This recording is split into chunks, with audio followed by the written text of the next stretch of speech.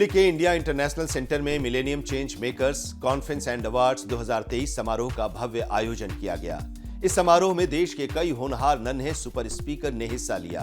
ये बच्चे अलग अलग क्षेत्र के सुपर स्पीकर हैं। इस खास मौके पर हुनरमंद बच्चों ने अपनी कला का प्रदर्शन किया और इसके साथ साथ मंच से अपनी जर्नी को सबके साथ साझा भी किया। सभी बड़ों को मेरा सादर प्रणाम और साथियों को शाम का नमस्ते। मेरा नाम साद्यांत कौशल है और मैं 11 साल का हूँ। मैं यहाँ पर आपको अपने सारी रुचियों के बारे में बताने की आज्ञा चाहता हूँ। मैं एक हिंदुस्तानी शास्त्रीय संगीत गायक हूँ। आपके सामने कुछ भी प्रस्तुत करने से पहले I would like to thank the esteemed organizer of this event, Business World and News X, for providing me and other fellow children with this fantastic opportunity where we get the chance to showcase our talent.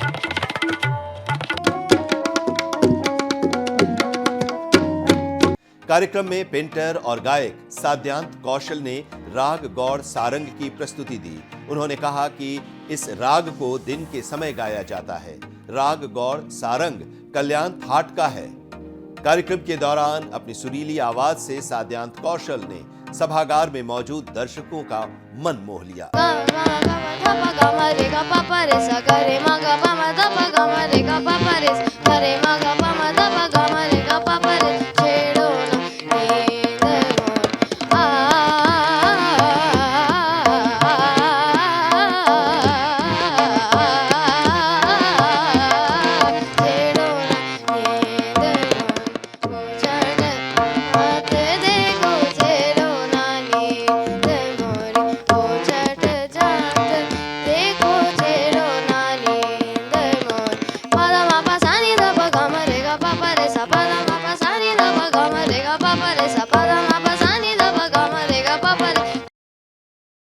कार्यक्रम में गायिका और कथक नृत्यांगना ऊर्जा अक्षरा राय ने भी अपनी प्रस्तुति दी।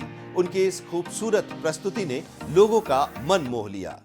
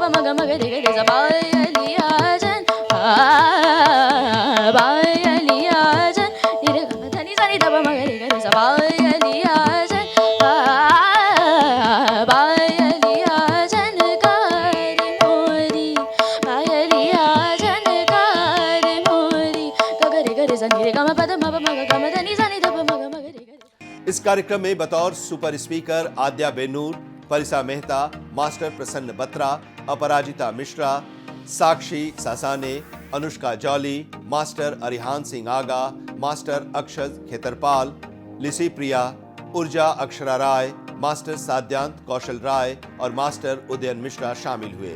इस खास मौके पर अंग्रेजी में कविता के तौर पर महाभारत लिखने वाली सिया गुप्ता, 12 साल की लिसी प्रिया जो मणिपुर की रहने वाली हैं और दुनिया की युवा पर्यावरण कार्यकर्ता हैं भी शामिल हुई। इसके अलावा गूगल बॉय कौटिल्य पंडित को भी सम्मानित किया गया।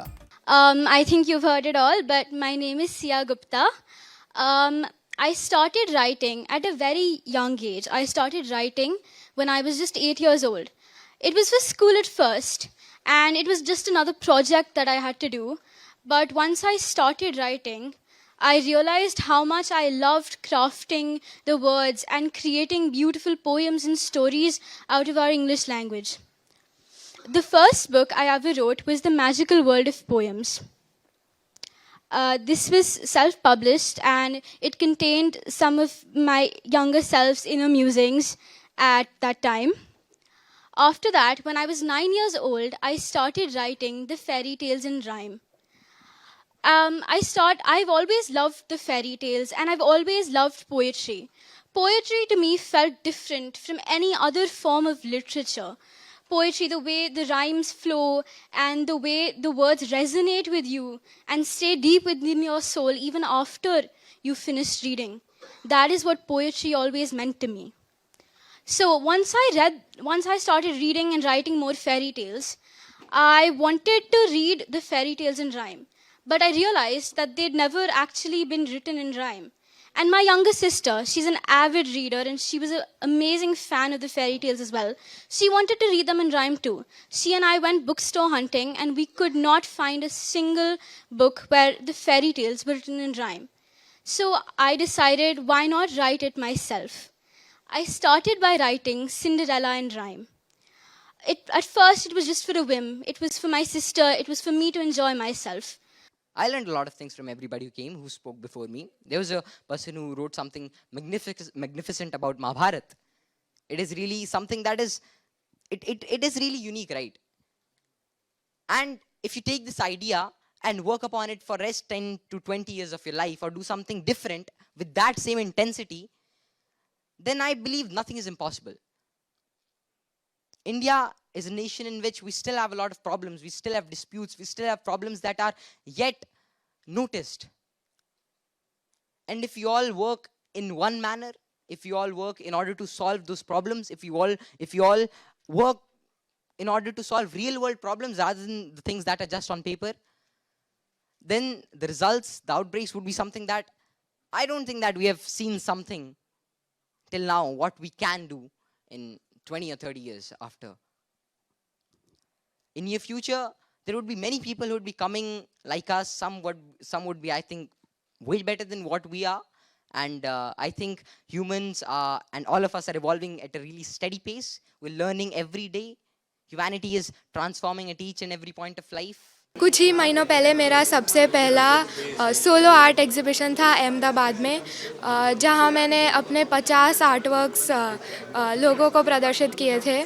उसमें से एक है हमारे प्रधानमंत्री नरेंद्र मोदी जी की पोर्ट्रेट जो रूबिक्स क्यूब से बनी है. तो वो पूरी पोर्ट्रेट बनाने में हमने 1200 रूबिक्स क्यूब का प्रयोग किया था और उससे हमने वो रूबिक्स क्यूब की पोर्ट्रेट बनाई उनकी. मैं संग्रहालय के लिए जागरूकता फैला रहा हूँ. मैं हमारी देश के संग्रहालय को एक प्राथमिकता बनाना चाहता हूँ और इसीलिए मैंने एक ऑनलाइन लर्निंग नेटवर्क भी बनाया है जिसका नाम म्यूज़ियम लर्निंग नेटवर्क है, जिसके माध्यम से मैं लोगों को हमारे देश के संग्रहालय के बारे में जानकारी देता हूँ और उनको बढ़ावा भी देता हूँ कि वो इन संग्रहालय को जाके देखें और इन्हें समझ पाएं. I am the founder of Free Tree Ministry. It's a social project in which a person is supposed to plant trees and they get a certificate for the same, and they can also see the updates of the tree via WebGIS. I am an author of 3 books. I am currently 10 years old and I study in 5th grade. I have written 3 books. The first one is Happiness All Around. The second one is We Will Surely Sustain. And the third one is To Begin with the Little Things. I have faced quite many challenges in my journey as a writer, like people not believing that I'm writing on my own and nobody is helping me, to finding a publisher as anybody won't believe that a 7-year-old could write. I'll just give a quick intro on my books.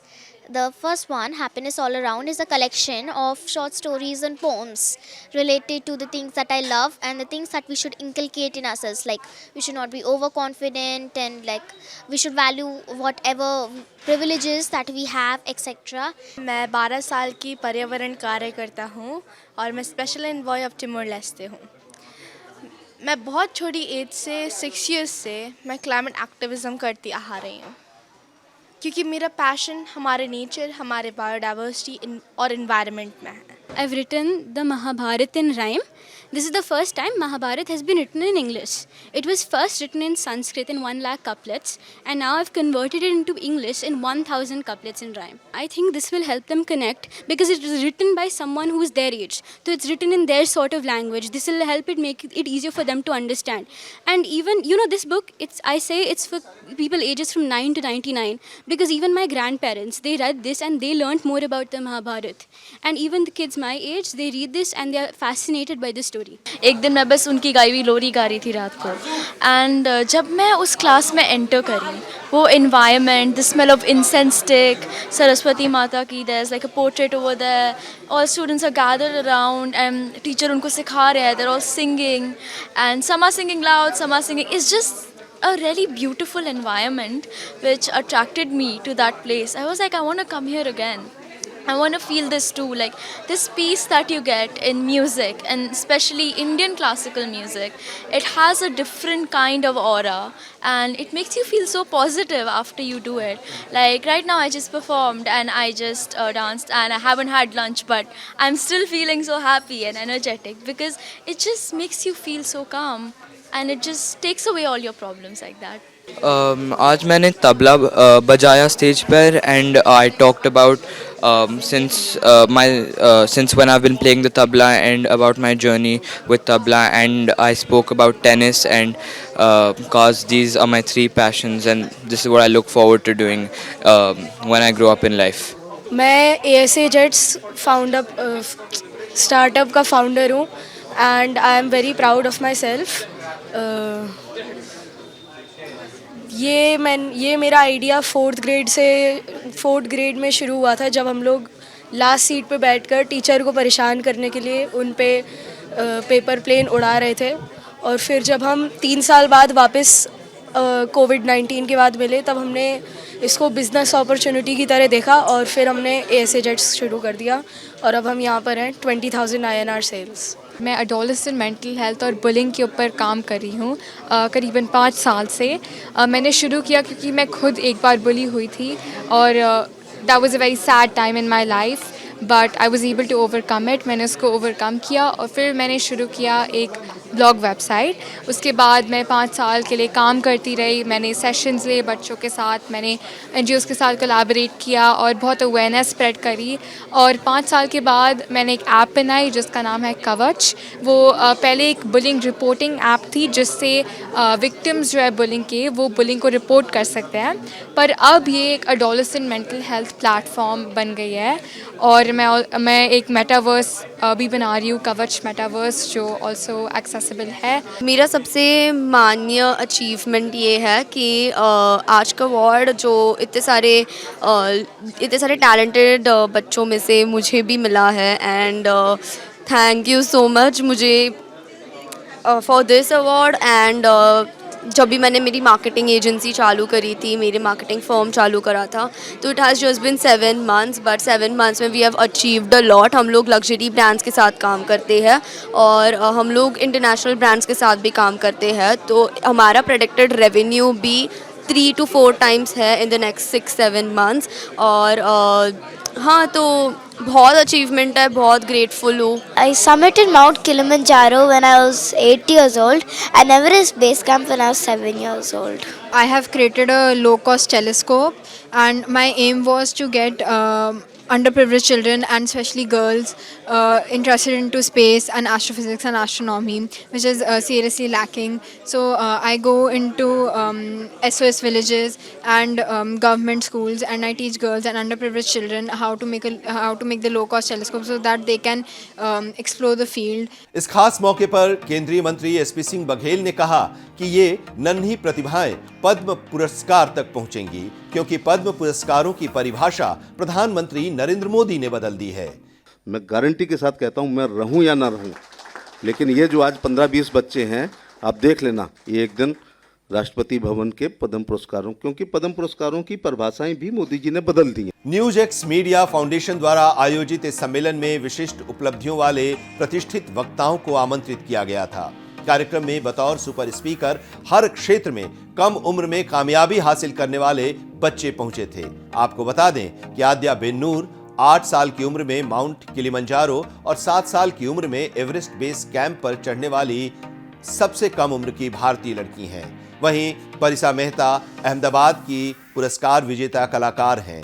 Master प्रसन्न बत्रा दिल्ली के प्रतिभाशाली तबला वादक हैं। साक्षी सासाने मुंबई की उद्यमी हैं। Anushka jolly Delhi स्थित कवच ऐप की संस्थापक हैं। मास्टर अरिहान सिंह आगा संग्रहालयों के लिए जागरूकता पैदा करने वाले एक टेनिस खिलाड़ी हैं। वहीं मास्टर अक्षज खेतरपाल उभरते वैज्ञानिक हैं। लिसी प्रिया दुनिया की सबसे कम उम्र की जलवायु कार्यकर्ता जो मणिपुर से हैं। मास्टर उदयन मिश्रा दिल्ली से एक फुटबॉल चैंपियन हैं। न्यूज एक्स मीडिया फाउंडेशन के इस कार्यक्रम में कई सत्र आयोजित किए गए जिसमें देश भर के बच्चों की उत्साहपूर्ण भागीदारी हुई। ये सम्मेलन युवाओं के विचारों का आदान प्रदान करने और सम्मोहक संबोधनों में भाग लेने के लिए एक मंच के रूप में कार्य करता है।